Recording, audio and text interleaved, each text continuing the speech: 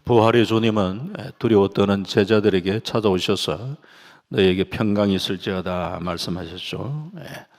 부활의 주님이 주시길 원하시는 하늘의 평강과 은혜와 축복이 우리 사랑하는 성도님들 가운데 충만하시기를 주의 이름으로 축원합니다. 오늘 본문의 말씀은 예수님께서 부활하시고 성천하시기 전에 제자들에게 찾아오셨던 장면입니다. 요한복음을 쭉 읽으시다가 보면요, 이제 요한복음 21장이 요한복음의 마지막 장인데, 이 마지막 장 바로 앞 20장 마지막 절이죠. 20장 31절 말씀을 보면 이런 말씀이 있습니다. 우리 함께 볼까요? 시작. 오직 이것을 기록함은 너희로 예수께서 하나님의 아들 그리스도이심을 믿게 하려 하며 또 너희로 믿고 그 이름을 힘입어 생명을 얻게 하려 함이니라. 아멘. 이 말씀이 요한복음을 기록한 목적이기도 합니다. 그렇다면 20장 31절 말씀으로 요한복음이 끝마쳐도 전혀 이상하지 않는 그런 구조라고 말씀드릴 수 있는데, 그런데 요한복음은 20장에서 맞춰지는 것이 아니라 21장에서 맞춰집니다. 마치 21장이 요한복음의 부록처럼 기록되어 있는 것 같지만 왜 21장이 우리에게 소개될까? 부활하신 예수님이 제자들에게 찾아오셔서 그들을 회복시켜 주시는 이 부분이 지금 현재 초점을 맞추고 있습니다. 그게 상당히 중요한 부분이라는 거죠. 켄 블랜차드가 집필을 했죠. 공동으로 집필을 했는데, 이분이 대표 저자인데요. 칭찬은 고래도 춤추게 한다. 책이 많은 사람에게 또 읽혀지고 또 관심을 모았습니다. 현대를 사는 우리에게 필요한 것은 옳고 그름에 대한 판단이 아니라 힘들고 어려울 때는 격려와 위로와 용기가 필요합니다. 예수님의 제자들도 예외가 아닙니다. 사람은 본능적으로 실수하고 또 죄를 지을 수밖에 없는 연약함이 있습니다. 잘 하려고 해도 실수하고 넘어집니다. 좋은 동기로 시작하지만서도 많은 시행착오를 거치고 또 문제를 일으키는 것이 인간이기도 합니다. 그래서 사람은 고무줄과 같은 존재라는 말을 하기도 합니다. 고무줄을 세게 당기면 팽팽해지만, 그러나 그 팽팽한 힘이 약해지면 원상대로 돌아갑니다. 따라서 사람은 스스로 좀 팽팽해지도록 긴장감을 늦추지 말아야 된다, 이런 말을 하는 사람도 있습니다. 그렇지 않으면요, 우리가 긴장감을 가지지 않으면 이 죄의 본성을 지닌 인간은 옛날 자신의 습관이나 성격으로 되돌아가고 죄의 그런 모습으로 살게 되는 이런 죄성을 갖고 있기 때문에 이제 그런 얘기를 하는 것이죠. 그렇기 때문에 강조하는 것은 이런 연약함을 갖고 있기 때문에 우리에게 필요한 것이 위로와 격려가 필요하다는 말씀입니다. 격려하는 부모로 인하여 자녀들이 살아나고, 격려하는 친구로 다른 친구들이 회복되기도 하고, 격려하는 사역자로 인하여 양떼들이 바로 세움을 받는 그런 일들이 일어나는 것이죠. 오늘 본문에서 우리 예수님께서는 제자들의 실수와 어리석음에도 불구하고 그들을 찾아와 주시고 격려하시고 용기를 북돋아 주고 계십니다. 그래서 부활하신 예수님께서 제자들에게 찾아오셔서 그들을 회복시켜 주셨고 사명을 새롭게 주셨다는 거예요. 그게 핵심 포인트죠. 그들을 회복시켜 주시고 사명을 새롭게 주셨다는 거예요. 사람이 살아가면서 가장 큰 상처를 입는 그런 경우는 믿었던 사람에게 배신당하는 경우라고 생각할 수 있습니다. 내가 배신을 당했는데 배신한 사람을 찾아간다는 게 참 쉽지 않습니다. 친구지간이나도 배신한 사람이 있다. 아이고, 그래도 내가 먼저 찾아가야지. 이런 마음을 먹는 게 쉽지가 않습니다. 더군다나 아랫사람이 배신을 했는데 윗사람이 살다 보면 그럴 수 있지 라고 생각하면서 윗사람이 아랫사람을 찾아간다? 더더구나 어려운 일입니다. 먼저 찾아가려면요, 이 자존심 다 내려놔야 돼요. 일반적으로 우리에게 드는 것은 내가 왜 먼저 찾아가냐? 찾아오면 자기가 찾아와야지. 상대가 먼저 찾아와야지. 내가 왜 이렇게 생각합니다. 그런데 우리 주님은 그런 자존심 내세우지 않았습니다. 자신을 배신하고 떠나간 제자들을 사랑하셨기에 주님이 먼저 제자들을 찾아가 주셨습니다. 그리고 그들을 위로하고 그들을 격려하고 그들에게 새 힘을 주셨습니다. 이러한 주님의 사랑을 입었던 수제자 베드로는 실패를 거듭하면서도 결국은 하나님 앞에 존귀하게 쓰임받는 위대한 사도가 되었습니다. 그의 생에 찬란하게 빛나는 주님의 영광스러운 제자로 거듭났습니다. 실패 가운데도 어떻게 이러한 영광스러운 제자의 삶을 살아갈 수 있었는가? 주님이 찾아오셔서 위로하시고 격려하시고 사명을 스럽게 해주셨던 이 사건을 우리가 잘 한번 되새겨 볼 필요가 있는 것이죠. 그래서 오늘 본문을 그래서 한 세 가지로 살펴보려고 하는데, 주님은 첫 번째로 부활의 주님이 제자들에게 자기를 나타내 주셨다는 거예요. 잘 한번 생각하셔야 됩니다. 오늘 요한복음 21장 1절은 이렇게 시작합니다. 같이 볼까요? 시작. 그 후에 예수께서 디베랴 호수에 또 제자들에게 자기를 나타내셨으니 나타내신 일은 이러하니라. 성경을 읽다가 반복되면 일단은 중요하다 생각하시면 됩니다. 여기에 나타내셨으니 나타내신 일은 이러하니라 반복되고 있잖아요. 뭔가 의미가 있다는 거죠.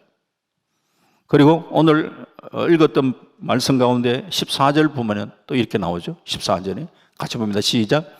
이것은 예수께서 죽은 자 가운데서 살아나신 후에 세 번째로 제자들에게 나타나신 것이라. 오? 나타나셨다? 이 말씀이 좀 강조되고 있구나?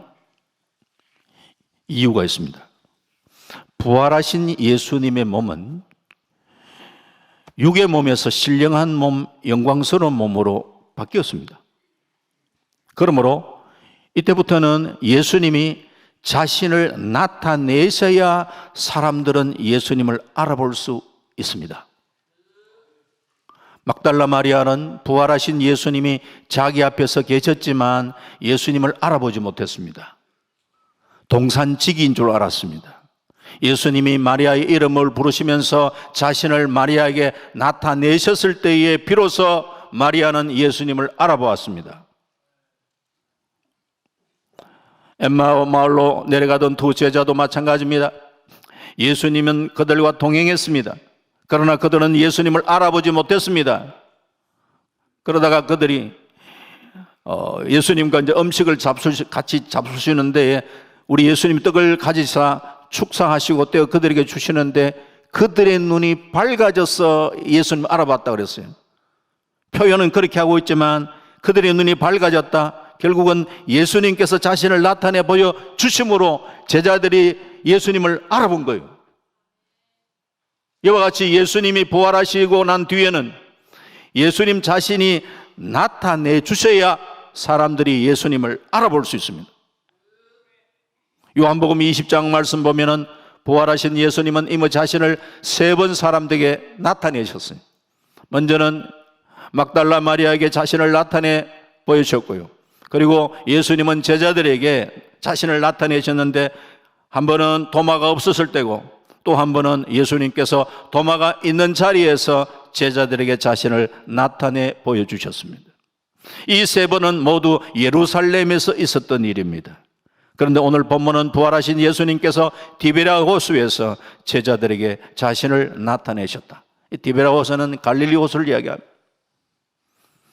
예수님은 갈릴리에서 제자들에게 자기를 나타내셨다 하는 말씀이죠.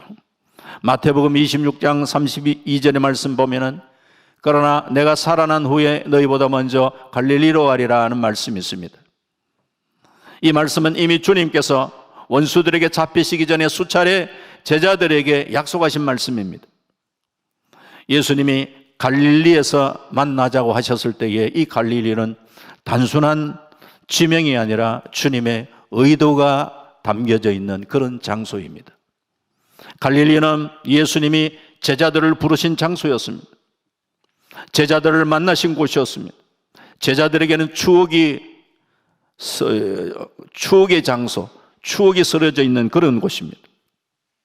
갈릴리는 예수님과 제자들 간의 첫사랑이 어려 있는 곳입니다. 11 제자는 모두 이곳 갈릴리에서 예수님을 만났습니다. 예수님과 제자들은 주로 이곳을 무대 삼아서 말씀을 가르치기도 하고 그리고 복음을 전파하시고 모든 병과 약한 것을 고치시고 많은 기적을 경험했던 곳이 갈릴리입니다. 제자들과 수많은 추억을 간직하고 있던 이 갈릴리에서 예수님은 제자들과의 바른 관계를 회복하고 사명을 새롭게 해주기를 원하셨던 것입니다. 두려워 떨고 있는 제자들에게 힘을 주시고 주님과의 사랑의 관계를 회복되기를 원하셨습니다. 예수님은 제자들을 모두 예수님의 제자들이 갈릴리에서 사명을 받았으나 예수님 십자가 달리시고 일 때 다 두려워서 도망갔습니다. 예수님은 죽음의 공포에 떨던 제자들에게 자신을 나타내셔서 다시금 부활의 소망, 부활의 승리를 보여주셨습니다. 이 부활의 주님을 만난 제자들 갈릴리에서 다시 일어났습니다. 오늘 본문 이후에 너무나 잘 아는 우리 예수님의 수제자 베드로, 예수님께서 네가 나를 사랑하느냐? 내가 주님 사랑하신 줄 주님 아시나이다. 주님 사랑합니다라는, 주님 사랑합니다. 그때에 내 어린 양을 먹이라, 내 양을 치라, 내 양을 먹이라, 목양의 귀한 사명을 주셨습니다. 주님의 귀한 사명을 받아 주의 귀한 일을 감당하는데 여러 다른 조건이 있는 게 아니에요. 네 주님 사랑하니? 예, 주님 사랑합니다. 그럼 됐어. 그럼 됐어. 그 사랑의 마음을 가지고 네 사명을 향하여 달려가면 되는 거예요. 오늘 우리 성도님들에게도 마찬가지인 줄 압니다. 늘 우리는 우리의 부족함을 다 한결같이 느끼지 않습니까? 그래서 내가 뭘 하겠나? 주님은 네가 날 사랑하느냐? 예, 사랑은 합니다, 주님. 그럼 됐어. 그 사랑하는 주님을 사랑하는 그 마음을 간직하면서 우리가 주님을 위하여 섬기고 봉사하며 주께 영광 돌려드리는 아름다운 믿음의 삶을 살아갈 수 있기를 주의 이름으로 축원합니다. 힘든 세상 살아가다가 냉랭해지기 쉬운 우리의 가슴에 또한 삶의 여러 사건들을 만나는 삶의 현장 속에 자신을 부활하신 주님이 자신을 나타내 주시는 그 주님을 새롭게 경험을 하면서 우리의 가슴이 예수의 사랑으로 다시금 불지펴지는 그런 은혜의 역사가 일어날 수 있기를 주의 이름으로 축원합니다. 갈릴리는 이방의 갈릴리라고 부를 정도로 소외되었던 곳입니다.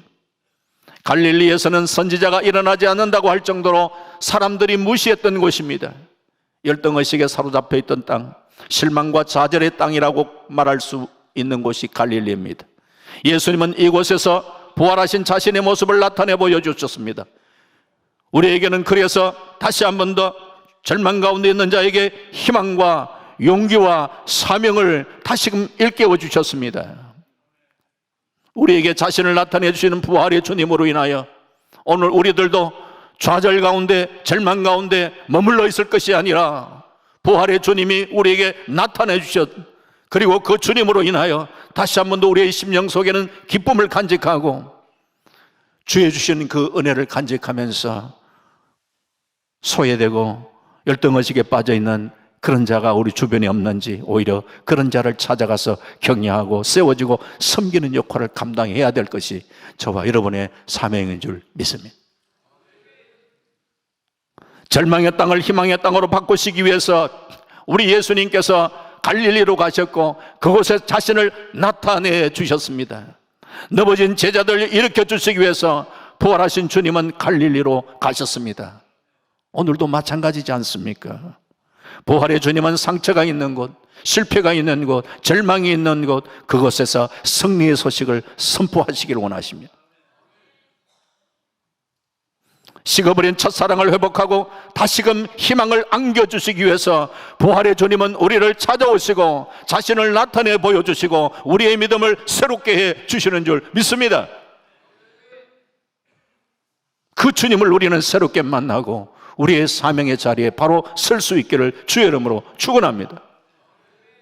하나님이 쓰시던 사람, 실패가 없었던 것이 아니라 실패를 경험했던 사람들이 대부분입니다. 그러나 그 실패에 머물지 않고 하나님을 만나 새 출발했던 사람들, 사명을 새롭게 붙들고 일어섰던 사람들을 하나님은 사용하셨습니다. 모세가 40의 민족을 구하겠다고 나섰으나 실패하고 미디안 광야에서 또 40년 보내고 80이 되었을 때에 가시떨기 가운데서 하나님은 모세를 찾아오셨습니다. 하나님을 새롭게 만난 모세는 존귀하게 하나님 앞에 쓰임받는 그런 삶을 살았습니다. 이런 모습들을 바라보면서 우리에게는 이런 기도가 필요할 것 같습니다. 부활하신 주님, 나의 삶의 현장에서 주님이 나타나시옵소서. 그래서 그 주님이 나를 새롭게 만나 주시옵소서. 그 주님을 새롭게 경험하는 역사가 일어나게 하여 주시옵소서. 그 부활의 주님으로 인하여 내 가슴은 뜨거워지게 하여 주옵소서. 그 부활의 주님으로 인하여 나는 새 힘을 얻게 하여 주옵소서. 그리하여 하나님, 그 부활의 주님으로 인하여 힘든 세상 속에서 나의 사명이 무엇인지를 깨닫고 신앙으로 승리할 수 있는 그런 은혜가 우리 안에 있게 하여 주시옵소서. 이런 기도를 드리면서 승리하는 삶을 살아갈 수 있기를 주의 이름으로 축원합니다. 두 번째는 말씀 순종이 주님을 경험하는 지름길이라는 사실을 또 한번 기억하십시오. 가룟 유다를 제외한 11 제자는 갈릴리로 갔습니다. 그 중에 7명의 제자들이 고기 잡으러 바다로 갔습니다. 요한복음 21장 오늘 2절 말씀은 이렇게 얘기를 합니다. 시몬 베드로와 디두모라 하는 도마와 갈릴리 가나 사람 나다니엘과 세베대의 아들들 야고보와 요한을 이야기하고 있죠. 또 다른 제자 둘이 함께 있더라. 또 다른 제자들 이름을 밝히고 있지 않지 않습니까? 베드로의 형제 안드레와 나다넬의 친구 빌립이었을 가능성이 높습니다. 당장 입에 풀칠을 해야 했기에 옛날 고기잡이 하던 일로 돌아갔습니다. 아무튼 이들 7은 본시 갈릴리 바다에서 고기 잡던 어부들이었습니다. 그러다가 그들은 예수님의 제자로 부름을 받았습니다. 그들은 고기 잡는 일에 경험을 많이 가지고 있었고 그런 부분에 있어서는 기술을 갖고 있었습니다. 다른 제자들도 그들과 함께 있었지만 이들 7명 제자들만 물고기 잡으러 바다로 갔습니다. 아마도 다른 제자들은 함께 가보았자 물고기 잡는 일에 큰 도움이 되지 않는 그런 제자들이었어요. 이 7명의 제자들 중에 베드로가 먼저 바람을 잡았습니다. 오늘 요한복음 21장 3절에 보면 시몬 베드로가 나는 물고기 잡으러 가노라 하니 그들이 우리도 함께 가겠다 하고 나가서 배에 올랐으나 그날 밤에 아무것도 잡지 못하였더니 나는 물고기 잡으러 가노라 베드로의 말에 함께 제자들도 동조를 했습니다. 우리도 함께 가겠다 했습니다. 하지만 그날 밤 아무것도 잡지 못했습니다. 제자들에게 그 밤은 예수님 떠나서는 아무것도 얻을 수가 없구나 하는 것을 아마도 새롭게 깨닫는 밤이었을 것입니다. 제자들은 밤새도록 고기를 잡아서나 한 마리도 잡지 못했습니다. 그때 예수님께서 그들 앞에 나타나셔서 오늘 요한복음 21장 5절에 이렇게 말씀하십니다. 함께 보십니다. 시작. 예수께서 이르시되 얘들아 너희에게 고기가 있느냐 대답하되 없나이다. 얘들아, 우리 예수님 평소에 제자들 부를 때 그렇게 불렀던 그런 호칭이 아닙니다. 얘들아. 어느 성경 추경학자는 이 얘들아라는 이 호칭에 대해서 이야기하기를 지금 현재의 이 얘들아고 우리 예수님이 하신 것은 제자들의 영적 수준을 지금 현재에 얘기해 주고 있다, 이렇게도 얘기를 합니다. 그건 우리가 참고적으로 한번 생각해 볼 그런 해석이라 생각을 하고, 저는 생각할 때 우리 예수님께서 왜 얘들아 라고 얘기했을까?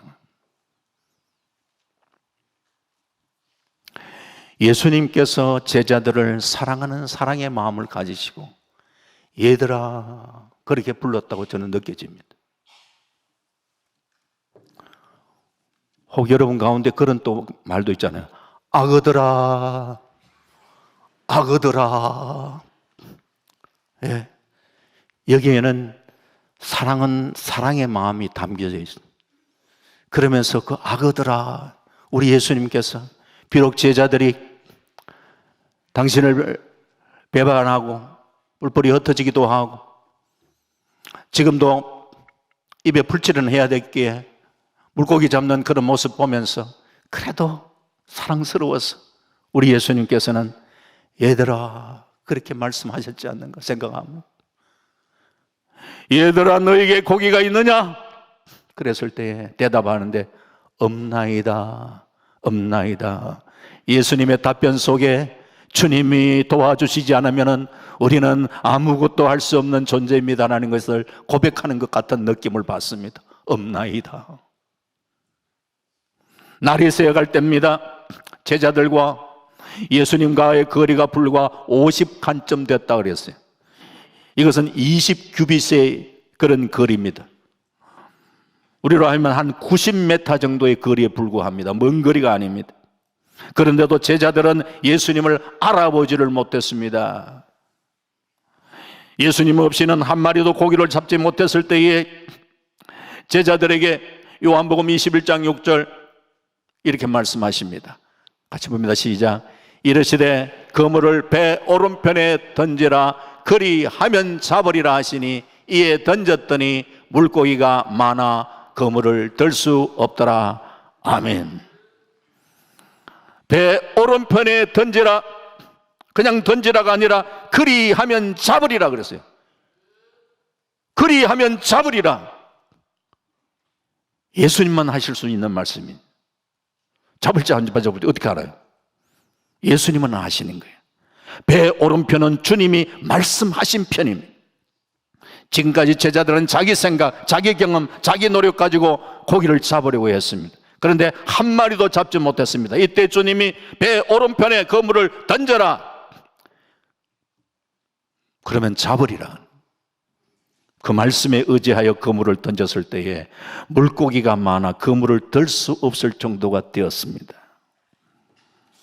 이와 비슷한 사건이 예수님 공생의 사역 초기에 누가복음 5장을 보면은 시몬 베드로가 자기 힘으로 밤새도록 고기를 잡아서나 한 마리를 잡지 못하고 이른 아침에 빈 그물을 씻고 있는 그런 때에 예수님 찾아오심 만납니다. 예수님이 깊은 데로 가서 그물을 내려 고기를 잡아라 했을 때에 확신을 가지고 그물을 던진 것이 아니라 주님이 그래도 말씀하시니까 그냥 형식적이라도 한번 던져봤는데 그물이 찢어질 만큼 고기가 많이 잡혔던 그런 경험을 3년 전에도 했는데 오늘 이 7명의 제자들이 함께 고기 잡으러 그렇게 나갔었지만서도 잡지를 못했는데 부활하신 주님이 찾아오셔서 그물을 배 오른편에 던져라, 오른편에 던져라. 그 말씀에 순종했을 때에 고기가 153마리가 되었다. 11절에 말씀하고 있습니다. 말씀에 순종할 때에 놀라운 기적의 역사가 일어나는 거예요. 기차는 반드시 철로 레일 위로 달려야 제대로 가게 되어 있습니다. 그렇지 않으면 탈선합니다. 신앙생활 아무리 오래 하고 교회에서 어떤 직분을 맡아도 내 재주, 내 경험, 내 노력으로 그렇게 주의 일을 하는 건 아니라 오늘 우리는 철저하게 주의 말씀의 레일 속에 우리는 그 말씀을 따라 살아가는 이 말씀 속에 축복이 있고 말씀을 순종하는데 기적을 경험하게 되는 줄 믿습니다. 이런 놀라운 은혜를 경험을 하자 요한복음 21장 7절 말씀에 같이 또 봅니다. 시작. 예수께서 사랑하시는 그 제자가 베드로에게 이르되 주님이시라 하니 시몬 베드로가 벗고 있다가 주님이라 하는 말을 듣고 겉옷을 두른 후에 바다로 뛰어내리더라. 여기에 예수께서 사랑하시는 그 제자는 오늘 이 말씀을 기록한 사도 요한입니다. 요한이 예수시다, 기적의 현장을 경험을 하면서 예수시다,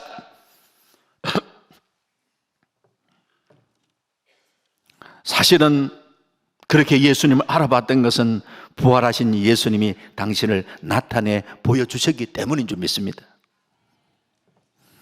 그걸 보면은 부활의 주님은 말씀을 순종하는 자에게 자신을 나타내 보여주시는 거예요. 우리가 말씀을 순종하는 자리에서 부활의 주님이 나타내 보여주시는 이런 경험도 우리가 가질 수 있기를 바랍니다. 주님은 내 안에 내주하시고 나와 함께 하시지만 그 주님이 나에게 나타내 보여주시는, 새롭게 다시 한번 말씀드리면 그 주님을 새롭게 우리의 삶에 새로운 경험을 하는 그런 은혜가 우리의 삶에 있어야 되겠단 말이에요.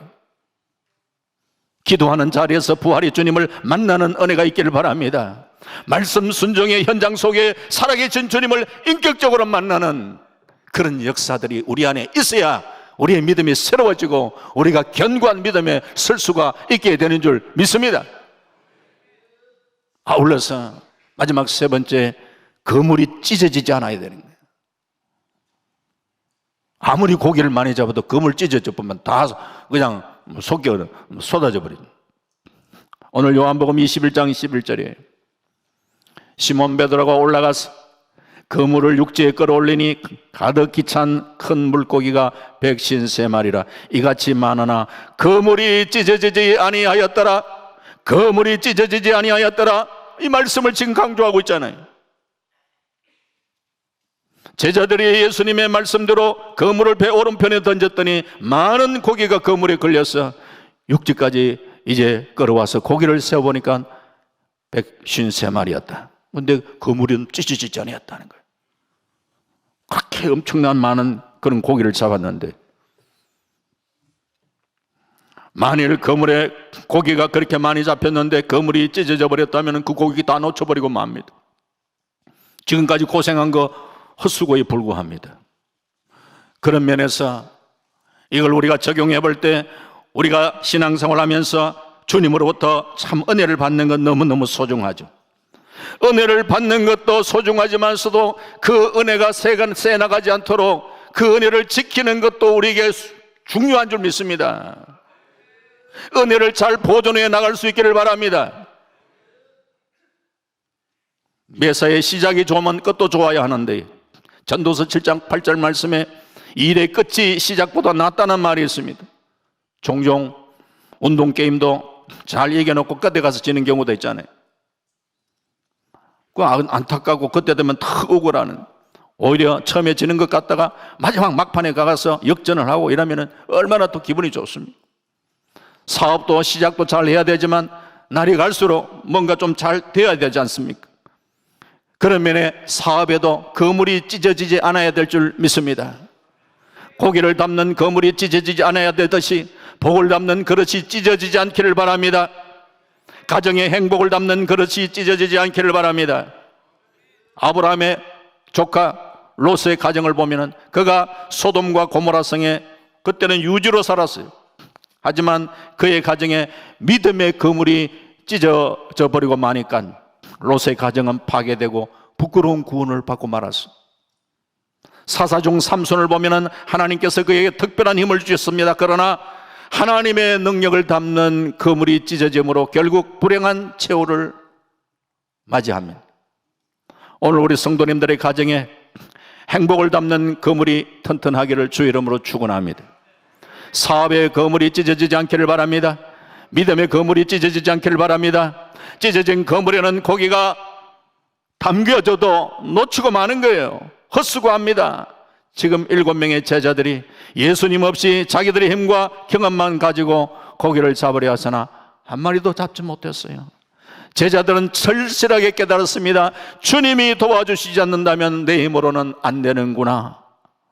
이런 깨달음이 저와 여러분에게도 있기를 바랍니다. 그래야 주님을 더 의지하지 않겠습니까? 그래야 더 주님을 우리가 떠나지 않고 주님을 붙들며 믿음으로 살지 않겠습니까?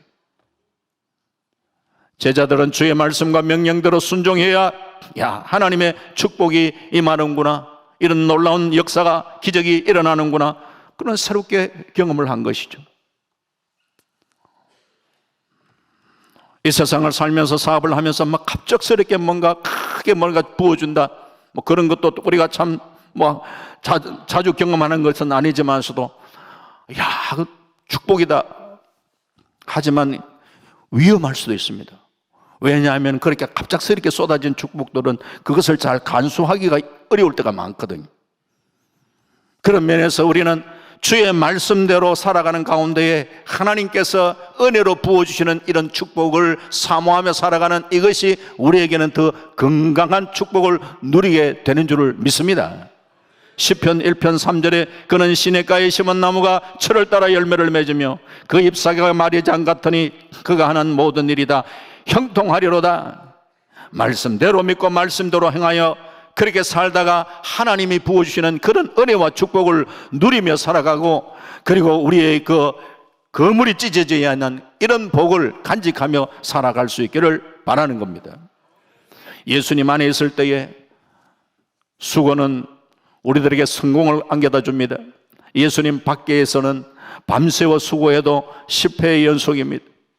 제자들을 보면은 예수님 안에서 말씀 따라 수고했을 때에 한순간에 그동안의 모든 실패를 보상받았고도 남을 만큼 큰 수확을 얻게 된 것을 보았습니다. 오늘 제자들이 예수님의 말씀에 순종했을 때에 많은 물고기를 얻었다.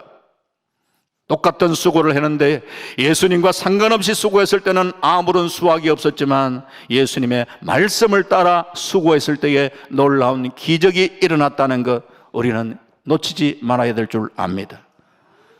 그러면서 오늘 본문을 또한 보면은 베드로가 주님이시다라는 말을 듣고, 지금 현재의 그물을 던질 때는 옷을 벗고 있었어요. 일할 때 좀 번거롭고 뭐 그렇게 하니까 옷을 우통을 벗고 고기잡이를 하다가 요한이 주님이시다라는 말을 듣고 베드로가 어떻게 했냐, 겉옷을 다시 두른 후에 바다로 뛰어내려갔다. 뭐 바다가 깊지 않았겠죠. 그러니까 막 뛰어들어가 가지고 예수님을 배우려고. 보통은요 겉옷을 입고 있다가 물에 뛰어들어갈 때는 그 옷을 벗고 물에 뛰어들어갑니다. 그런데 베드로는 급하게 우통 벗고 있다가 주님이시다 그러니까 옷을 하나 걸치고 바다로 뛰어들어가는 거예요. 왜 그랬을까? 아마도 아주 급한 상황이지만서도 예수님이라는 건 그 말씀을 들으니까 예수님 뵙는 데에 그래도 기본적인 예를 갖추기 위해서 겉옷이라도 빨리 걸치고 그렇게 바다로 뛰어들어갔다고 봅니다. 스스로 정체성을 잃어버리고 지금 고기를 잡고 있지만 주님을 부인했던 자신의 모습을 생각할 때마다 너무 부끄러워 참 고개도 들 수 없었던 건 베드로지만, 그러나 고기 잡고 있으면서도 그의 가슴 속에는 주님에 대한 그리움이 있었지 않겠습니까? 우리 예수님께서는 그 제자들을 찾아가 주시고 당신을 나타내 보여주셨습니다. 고기를 잡고 있었지만서도 마음속에 주님을 향하는 그 그리움을 참 지울 수 없었었는데, 주님이시다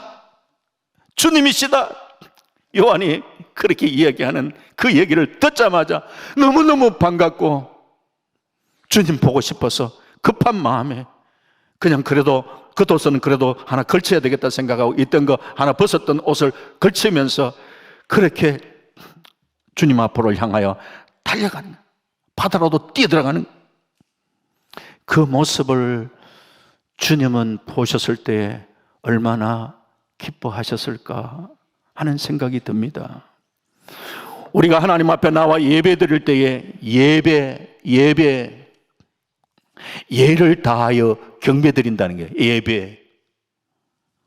하나님께 나와 예배 드릴 때 나름대로 하나님 앞에 예를 갖추고 하나님께 경배 드리는 거 너무너무 귀한 모습이죠.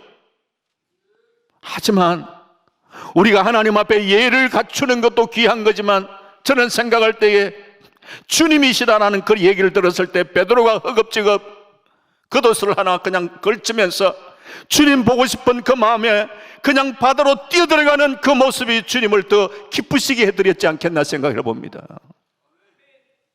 주님을 향하는 예배 가운데에 나름대로 애도 갖추어지겠지만 주님 앞에 나오실 때의 여러분들의 모습은 베드로처럼 주님이시다 하는 그 말 때문에 주님 보고 싶어서 다른 것 생각할 겨를 없이 그냥 주님을 향하여 달려가는 그 주님을 향해서 달려갔던 그 베드로의 모습을 우리가 저와 여러분들이 좀 간직할 수 있기를 주님의 이름으로 축원합니다. 사랑하는 성도님, 부활하신 주님은 제자를 찾아주셨습니다. 열심히 주를 위해서 일할 때 찾아와 주신 것이 아니고 낙강과 좌절 속에 그래도 입에 불치는 해야겠기에 고기 잡고 있을 그때에 포기하지 아니하시고 찾아주셨습니다. 그리고 그들에게 자신을 나타내 보여주셨습니다. 예수님께서 자신을 나타내 보여주시는 것은 주님의 주권적인 영역이지만 예수님의 말씀에 순종하는 자리에 주님은 당신을 나타내 보여주시기를 기뻐하셨습니다. 우리도 예수님의 말씀에 순종하는 자리에서 자신을 나타내 보여주시는 그 부활의 주님으로 인하여 새 힘을 얻을 수 있기를 바랍니다. 그 주님으로 인하여 우리의 사명 새롭게 할 수 있기를 바랍니다. 또한 은혜를 담는 그물이 찢어지지 않도록, 그리고 우리의 인격의 그릇을 말씀과 기도로 잘 보존해가고 이 시대에 우리 모두가 하나님 앞에 존귀하게 쓰임받는 신실한 하나님의 사람으로 그렇게 우뚝 설 수 있기를, 쓰임받는 하나님의 사람들 될 수 있기를 주님의 이름으로 축원합니다. 아멘. 기도하겠습니다. 아버지 하나님, 감사합니다. 낙담과 좌절 가운데 머물러 있었던 제자들, 주님은 내팽개치지 않으시고 그들을 포기하지 아니하시고 부활의 주님은 그들에게 다시금 찾아와 주셨고 그들을 만나 주셨고 그들에게 자신을 나타내 보여주셨습니다. 그러면서 그들에게 용기를 북돋아 주셨고 그들에게 사명을 일깨워 주셨습니다. 아버지 하나님, 오늘 우리들 삶 속에서도 하나님, 만만치 않은 이 세상을 살아가면서 때때로 지치고 힘들어 참 아버지 포기하고 싶을 그 순간 속에 하나님, 부활의 주님이 우리를 찾아와 주시고 우리를 만나 주시고 당신을 나타내 보여주시고 우리 각자 심령 가운데 새 힘을 부어 주시기를 원합니다. 이 시대를 우리는 어떻게 살아야 할지 다시 한번 우리에게 사명을 일깨워 주시고 다시 한번 더 그 부활의 주님을 바라보면서 믿음으로 우뚝 설 수 있는 우리 모두가 될 수 있도록 인도하여 주시옵소서. 감사드리옵고 예수님 이름으로 기도하옵나이다. 아멘.